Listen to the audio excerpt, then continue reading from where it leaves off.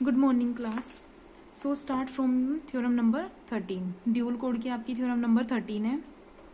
Statement है n m N code with generator matrix G will decode all single errors correctly if all the rows of A are distinct and the weight of each of them is at least 2। तो देखो first part एक तो हमें prove करना है कि वो decode करेगा सिंगल एरर्स को correctly if and only if all the rows of A are distinct, कि उसकी जो भी रोज है वो डिस्टिंक्ट होनी चाहिए and weight of each of one of them is at least 2, और वेट एटलीस्ट 2 होना चाहिए। तो प्रूफ देखो, let C be a binary M N code with generator matrix G. अगर मैंने थ्योरम नंबर 12 में किया हुआ है कि अगर ये जनरेटर मैट्रिक्स होती है तो ये इसके कोरस्पॉन्डिंग एच जो है इस टाइप की पैरिटी चेक मैट्रिक्स बनती है।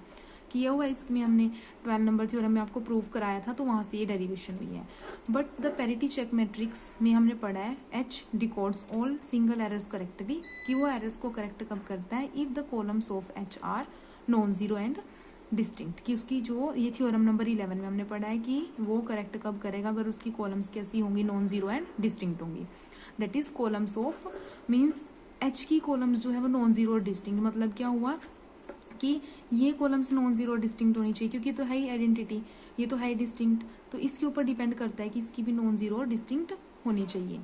तो ए ट्रांसपोज मीन्स अगर कॉलम्स ए ट्रांसपोज की डिस्टिंक्ट होंगी तो उसका ट्रांसपोज करने पर तो रोज बनेगी, तो ए की क्या बनेगी, वो रोज बनेगी। तो रोज of A must B distinct, कि इसकी डिस्टिंक्ट होनी चाहिए यहाँ से। ठीक है, मतलब ये मेरे पास अगर ये पैरिटी चेक मैट्रिक्स बनती है तो उस थ्योरम के रिजल्ट से ये कंडीशन आ जाती है आपके पास कि वो करेक्ट कब करेगा अगर उसकी कॉलम्स नॉन जीरो और डिस्टिंक्ट होंगी। Now G is the generator matrix let. अब हमने क्या किया, एक मैसेज वर्ड जो है ई आई लेट किया, यहाँ से आ गया 0 1 एक ith पोजीशन पर आ गया with a message word of length m having 1 at the ith position and 0 at everywhere else then the corresponding code word. अब क्योंकि जनरेटर मैट्रिक्स है तो कैसे होते हैं code word, A into G type के होते हैं, जहाँ पर ए हमारा मैसेज वर्ड होता है, पर यहाँ पर मैसेज वर्ड ई आई है तो ई आई इंटू जी टाइप के हो गए, उसको मैंने ए लेट कर दिया। अब देखो a is equal to this, G की वैल्यू पुट की मैंने, मैट्रिक्स इसी फॉर्म की है मेरी जो आपकी जनरेटर मैट्रिक्स है, आई एम ए टाइप की मैंने उठाई हुई है। अब इसको अंदर मल्टीप्लाई कर देंगे, आइडेंटिटी से करेंगे तो ई आई, यहाँ पर ई आई इंटू ए मैट्रिक्स, इसको ई आई बार पुट कर दिया। नेक्स्ट ऑल्सो बिकॉज एच जो है ये पैरिटी चेक मैट्रिक्स है for C, then parity check matrix की कंडीशन होती है H into A transpose is equal to 0। यहाँ पर मैंने एच की वैल्यू पुट की, ए ट्रांसपोज पुट किया, दोनों को मल्टीप्लाई कर दिया। मल्टीप्लाई करने के बाद ये आ जाएगा, यहाँ से मैं इसको ऐसे लिख सकती हूँ क्योंकि बाइनरी फील्ड है, नेगेटिव का कोई फर्क नहीं पड़ेगा इसमें। अब A transpose into E I transpose का मीनिंग क्या होता है, ith column of A transpose, क्योंकि ये जो है ई आई अगर मेरा 0 0 एंड सोन 1 एंड सोन ये था ना, इसको ट्रांसपोज करूँगी तो कॉलम में चेंज हो जाएगा। ठीक है, कॉलम में चेंज होने के बाद जब इससे मल्टीप्लाई करेंगे तो ये ith कॉलम देगा ए ट्रांसपोज की। This implies E I bar is equal to ith row of A. तो देखो ये ई आई बार ट्रांसपोज था तो मैंने इसका दोबारा ट्रांसपोज किया, तो ये जो कॉलम थी ये रो में चेंज हो जाएगी, ith रो ऑफ ए हो जाएगी। तो now because C is the code with generator matrix G and matrix code is group code. अब हमें पता है कि जो मेरे पास जी है वो सी जो है वो कोड है इस जनरेटर मैट्रिक्स से जो जनरेट होंगे, और मैट्रिक्स कोड क्या होता है, ग्रुप कोड होता है। तो also C is also group code, तो वो भी ग्रुप कोड हो गया। And next we know that in group code the minimum distance of the code is same as the minimum weight, तो हम मिनिमम डिस्टेंस निकाल देंगे, उसी से हम वेट पर चले जाएंगे। Also any binary M N code with minimum distance D will correct all errors. मैंने बताया था ना करेक्शन के लिए D greater than equal to 2k + 1 होता है, तो C will correct all single errors if the minimum distance of C is at least 3, क्योंकि 2k मतलब k की कोई ना कोई वैल्यू तो पुट होगी यहाँ पर, तो 2 में 1 और ऐड हो गया तो एटलीस्ट 3 तो बनेगी डिस्टेंस यहाँ से। तो उसने ये बोला है कि उसकी जो डिस्टेंस है एटलीस्ट 3 होगी। ठीक है, नेक्स्ट जो है C will correct all single errors if the minimum weight of non zero code words is at least 3।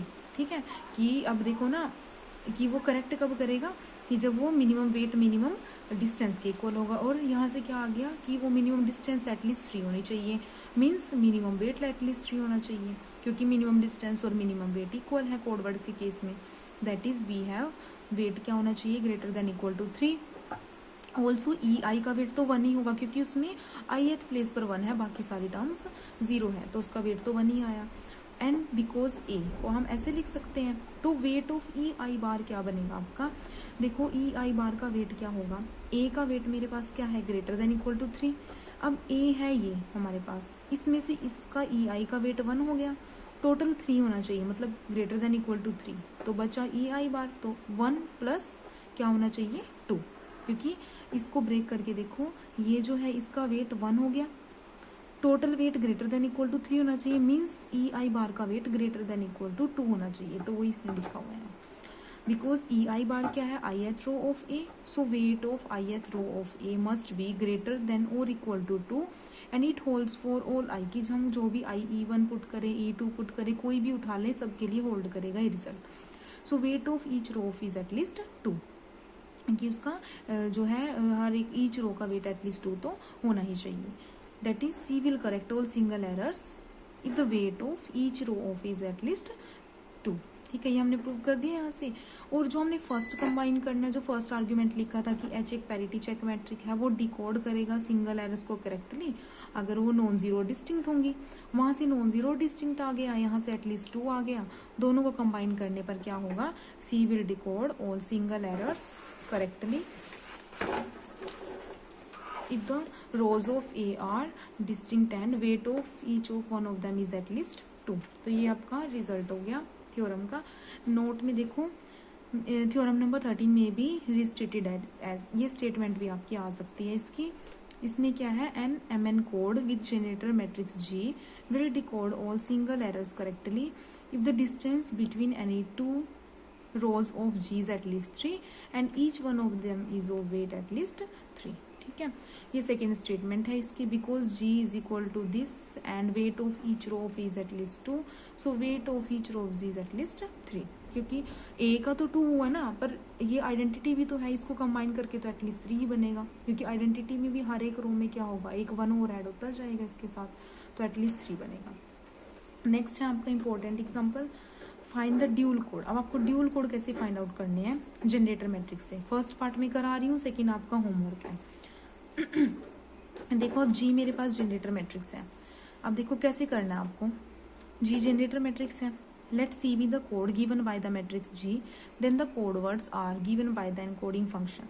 क्योंकि है क्या मेरे पास, कितने ऑर्डर की है, 3x6 की है मेरे पास ये, तो b⁻3 से b⁻6 तक होंगे। कोड वर्ड्स में मैसेज वर्ड जितने भी 3 लेंथ के होते हैं, 0 0 0 0 0 1, फिर 1 को यहाँ शिफ्ट कर दिया, फिर 1 को यहाँ शिफ्ट कर दिया, ऐसे ही हो गए। और आगे क्योंकि मेरे पास 2⁻3 कितने बनेंगे टोटल, 8, 1 2 3 4 हो गए। ऐसे बाकी जो फिर 2 लेंथ के उठा लो, 0 1 1 1 1 0 1 1 1, ऐसे जितने भी बनते हैं आपके 8 के 8 आपको मैसेज वर्ड उठा लेने हैं। उसके कोरस्पोंडिंग कोड वर्ड्स कैसे निकालोगे, जनरेटर मैट्रिक्स है तो A इंटू जी, मतलब 0 0 0 इंटू जी, ऐसे करके आप कोड वर्ड्स तो मैंने बता दिया ना, जनरेटर मैट्रिक्स से पीछे बताया था कि कैसे निकालने, A इंटू जी की फॉर्म में आपके निकलेंगे। तो देखो, तो A इंटू जी की फॉर्म में होंगे, तो मेरे ये सारे मैसेज वर्ड्स हो गए। जी से मल्टीप्लाई, इसको पूरे को जी से मल्टीप्लाई करोगे तो ये कोड वर्ड आएगा, फिर सेकंड वाले को करोगे तो ये कोड वर्ड आएगा। ऐसे ही सारे कोड वर्ड्स आपने निकाल लेने हैं। वेट निकालोगे इनका, जितनी नॉन जीरो है आपके पास एलिमेंट इसमें पोजीशन, वो आपका वेट हो जाएगा। ये सारे वेट निकल चुके हैं। अब एरर डिटेक्शन करेक्शन देखो कितनी करेक्ट करता है, कितना इसका मिनिमम वेट है। अब मिनिमम वेट कितना है यहाँ पर, 3 है, तो minimum weight of code is 3 and in a binary group MN code minimum distance equals the minimum weight of non zero code words, पता है ये तो। And A matrix code is group code, so minimum distance of code is 3। ठीक है, अब minimum distance 3 होगी यहाँ पर, क्योंकि मिनिमम डिस्टेंस मिनिमम वेट के इक्वल होती है, किसी मैट्रिक्स कोड ग्रुप कोड बनता है ग्रुप कोड में। ठीक है, उसके बाद एरर डिटेक्शन कैसे करते हैं, डिटेक्ट करने के लिए D greater than equal to K+1 उठाकर चलते हैं हम। K वही है कि हम इस 3 को ब्रेक करना है 2+1 की फॉर्म में, क्योंकि यहाँ से आपकी डिस्टेंस कितनी आई है, 3 आई है। इस 3 को ब्रेक करोगे K+1 में, 1 तो है ही, तो 2 एक्स्ट्रा आया वहाँ पर, तो ये K बन जाएगा आपका, मतलब ये 2 एरर डिटेक्ट करेगा। और करेक्ट कैसे करना है, K2 K+1 वाले से, तो यहाँ से आपका K1 आ जाएगा। ये मेथड मैंने आपको पहले बताया हुआ है, वही सेम है। So it is 2 error detecting and 1 error correcting code. अब देखो यहाँ तक तो बस हमने यही पता किया कि उसमें कितनी एरर डिटेक्ट होती है, कितनी करेक्ट होती है। नाउ जी, अब जी मेरे पास ये जनरेटर मैट्रिक्स थी, तो मैंने क्या करना है, अब ड्यूल कोड निकालने हैं। Then the dual code is मैंने डिफाइन बताई थी कि अगर जी जो है IMA जनरेटर मैट्रिक्स है तो H जो है AIM, ये इसकी पैरिटी चेक मैट्रिक्स बनेगी, इससे ड्यूल कोड निकलेंगे। तो वही है कि मैंने ये इसकी पैरिटी चेक मैट्रिक्स बना ली। अब पैरिटी चेक से कोड निकालने कैसे किया उसने, इस पैरिटी चेक से उसने क्या किया, पहले जनरेटर बनाई कि इसकी जनरेटर मैट्रिक्स क्या बनेगी। जो इसकी जनरेटर मैट्रिक्स बनेगी वहां से फिर A/G लगाकर उसने कोड वर्ड्स निकाल दिए। अब इसकी जनरेटर कितने ऑर्डर की होगी वो आप कैसे निकालोगे, देखो आप, तो देखो आप H मेरे पास क्या होती है, वैसे जनरल अगर मैं उठाती हूँ थ्योरम नंबर 12 के सेकंड पार्ट में किया हुआ है ना, कि अगर H मेरे पास अगर पैरिटी चेक मैट्रिक्स है तो इसकी कोरस्पोंडिंग जनरेटर मैट्रिक्स क्या आएगी, IMA ट्रांसपोज, यही आएगी ना जी, कि अगर AIN-M पैरिटी चेक मैट्रिक्स होता है 12 का सेकंड पार्ट जो है, और उसके कोरस्पोंडिंग ये जनरेटर मैट्रिक्स आती है, मतलब मैं ऐसे निकालूंगी।